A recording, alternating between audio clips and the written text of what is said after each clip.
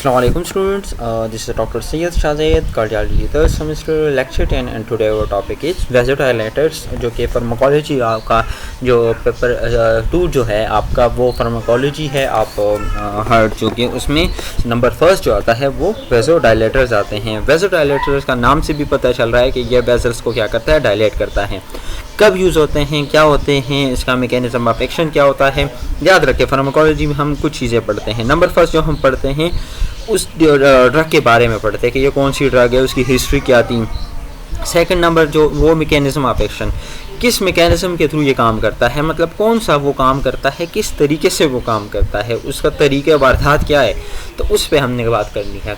Number third जो इस पर हमने बात करनी होती है फार्माकोलॉजी में, उसमें हमने बात करनी होती है उसके यूजेस पे, किस लिए यूज़ हो रही है। नंबर फिर वो जो फोर्थ होती है उसके साइड इफ़ेक्ट्स। लास्ट नंबर जो आती है उसकी क्लासिफिकेशन या उसके जो लोकल ब्रांड्स होते हैं मार्केट में वो कौन से होते हैं, क्योंकि बाज़ औक़ात स्टूडेंट्स फिर कहते हैं कि सर वेसोडाइलेटर्स तो आपने हमें नहीं पढ़ाया और पेपर में कुछ और आ जाते हैं। तो पेपर में जब कुछ और आता है वो वेसोडाइलेटर्स ही होते हैं, लेकिन आपको क्लासिफिकेशन नहीं पता। तो अगर वेसोडाइलेटर्स के अलावा क्लासिफिकेशन जो उसके क्लासिफिकेशन मतलब इसको क्लासीफाई किया हुआ है, तो फिर अगर उसमें से कोई चीज़ आई तो आपने कंफ्यूज नहीं होना। आपने ये नहीं कहना कि सर ने तो हमें नहीं पढ़ाए तो यही होते हैं, लेकिन उसके क्लासिफिकेशन पर डिटेल में इसलिए नहीं जाते तो एक एक की क्लासिफिकेशन सबकी सेम होती है। सिर्फ और सिर्फ वेसोडाइलेटर एक मेन सब ब्रांच है।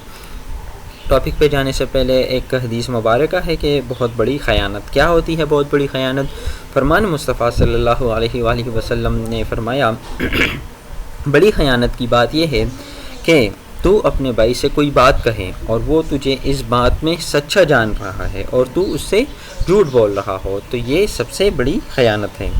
अपने टॉपिक पे आते हैं वेसोडाइलेटर्स। वेसोडाइलेटर जो एक मेडिकेशंस होते हैं जो कि ब्लड को क्या करते हैं, डायलेट करते हैं, ब्लड वेसल्स को, और क्या करते हैं, डायलेट करते हैं। ये क्या काम करते हैं, ये मसल पे इफ़ेक्ट करते हैं, उसके वॉल्स पे इफ़ेक्ट करते हैं, आर्टरीज़ के और वेंस पे, और फिर क्या करते हैं वो क्या हो जाते हैं, वो आग पे अगर वो टाइटन हुए होते हैं तो वो क्या हो जाते हैं, वो डायलेट हो जाते हैं, जिसकी वजह से मसल को प्रॉपर ब्लड सप्लाई मिलती है, जिसकी वजह से क्या होता है, ब्लड सप्लाई नॉर्मल होती है, जिसकी वजह से अगर हार्ट नॉर्मली पंप नहीं कर रहा, सही पंप नहीं कर रहा, हार्डली कर रहा है, तो इससे क्या होता है, हार्ट पे जो प्रेशर होता है वो क्या होता है, ब्लड प्रेशर वो क्या हो जाता है, वो रिड्यूस हो जाता है। अब आते हैं इसके यूजेस में। सबसे पहले क्या कहते हैं, डॉक्टर जो प्रिस्क्राइब करते हैं तो बहुत सारे सिम्टम्स को देख के करता है। अगर हाई ब्लड प्रेशर हो तो उसके लिए भी वेसोडाइलेटर्स यूज़ होते हैं। अगर हाई ब्लड प्रेशर हो लेकिन ड्यूरिंग प्रेगनेंसी हो, जिसकी तरह प्रीक्लैम्सिया या एक्लैम्सिया, इस कंडीशन में भी हम क्या कर सकते हैं, ये वेसोडाइलेटर यूज़ करते हैं। वैसे प्रेगनेंसी में भी यूज़ होते हैं। हार्ट फेलियर भी होता है, हार्ट फेलियर अगर किसी का हार्ट फेलियर है उसके लिए भी ये ड्रग्स यूज़ कर सकते हैं। नंबर थर्ड जो होता है हाई ब्लड प्रेशर है, जो कि आर्टरीज़ और लंग्स को क्या करते हैं, अफेक्ट कर देते हैं, जिसको पल्मोनरी हाइपरटेंशन बोलते हैं।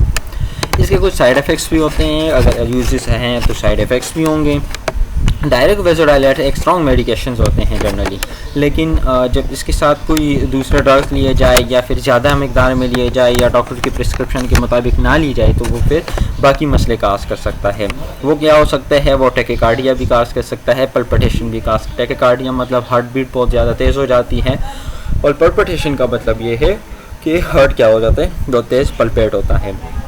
फ्लूइड रिटेंशन होती है, एडिमा काज हो सकता है, नाजिया हो सकती है, वॉमिटिंग हो सकती है, फ्लशिंग हो सकती है, हेडेक आ सकते हैं, एक्सेसिव हेयर ग्रोथ हो सकती है, और दूसरी जो चीज़ है जॉइंट पेन हो सकता है, और चेस्ट पेन हो सकता है। इसका मैकेनिज्म ऑफ एक्शन क्या होगा, मैकेनिज्म ऑफ एक्शन जो है ये वैरायटी उस पर एक्शन पे वो करती है। मैकेनिज्म ऑफ एक्शन ये क्या करता है, ये डायलेशन करता है आर्टरीज़ में, जो कि हाइड्रोलाजीन उस पर वो काम करता है। अदर प्राइमरी इफेक्ट जो इसके होते हैं वो कैपेसिटेंस, जो वेसल्स के कैपेसिटेंस होते हैं जितने उसमें आते हैं उस पे जाके इफेक्ट करता है, जिसमें नाइट्रोग्लाइसिन आते हैं। बहुत सारे वेसोडाइलेटर ड्रग्स जो होते हैं वो मिक्स आर्टेरियल और वीनस डायलेटर दोनों के प्रॉपर्टीज़ इसमें होते हैं, जो कि जाके किस चीज़ पे काम करते हैं, वो अल्फा एड्रेनोरेसेप्टर एंटागोनिस्ट पे या जो टेंशन कन्वर्टिंग एंजाइम इनहिबिटर्स वो स्पेशली वही काम करते हैं। इसकी क्लासिफिकेशन होती है, 3 तरह के होते हैं। एक वीनोडाइलेटर्स होते हैं, एक आर्टेरियल डायलेटर्स होते हैं, दूसरा बैलेंस टाइप वेसोडाइलेटर्स होते हैं। जो वीनोडाइलेटर्स होते हैं उसमें स्पेशली नाइट्रेट्स आते हैं, नाइट्रोग्लाइसिन आते हैं, मिलोसोडामाइन आते हैं और एंड्रोजिलिन आते हैं और साथ साथ फिर वो लो डोज में होते हैं। फिर जो आर्टीरियल डायस्ट्रोलर या डायलेटर होते हैं वो क्या होते हैं, इसमें सबसे पहले जो मिनॉक्सिडिल आते हैं, कैल्शियम एंटागोनिस्ट होते हैं, फिनोटोलिफाना होते हैं, ये सारे के सारे जो होते हैं ये आर्टीरियल डायलेटर्स होते हैं। फिर बैलेंस टाइप जो होते हैं वो दोनों का काम करती है, वो नाइट्रेट्स होते हैं, ज़्यादातर यूज़ कर सकते हैं। फ्लूरोक्विनिन आते हैं, निट्रोप्रोसाइड आते हैं, ये सारे के सारे ड्रग जो होते हैं इसकी क्लासिफिकेशन में आते हैं। अगर पेपर में आपको मिनॉक्सिडिल आ गया कि इसकी क्लासिफिकेशन इसकी क्लासिफिकेशन तो नहीं आएगी, मिनॉक्सिडिल पे आप नोट लिखे तो मिनॉक्सिडिल पे आपने उसकी मैकेनिज्म ऑफ एक्शन सेम इसी का ही लिखना है, कोई और चीज़ नहीं लिखनी। इसके साथ यूजेस भी सारे के सारे यही चीज़ें लिखने हैं। अब अगर किसी स्टूडेंट को मेरे यहाँ के लेक्चर से समझ नहीं आई तो काइंडली मुझे इस पर जीमेल करें dr.z.sayed.733@gmail.com। नेक्स्ट लेक्चर जो हमारा होगा वो बीटा ब्लॉकर्स पे होगा। थैंक यू, अपना ख्याल रखें, अल्लाह हाफिज़।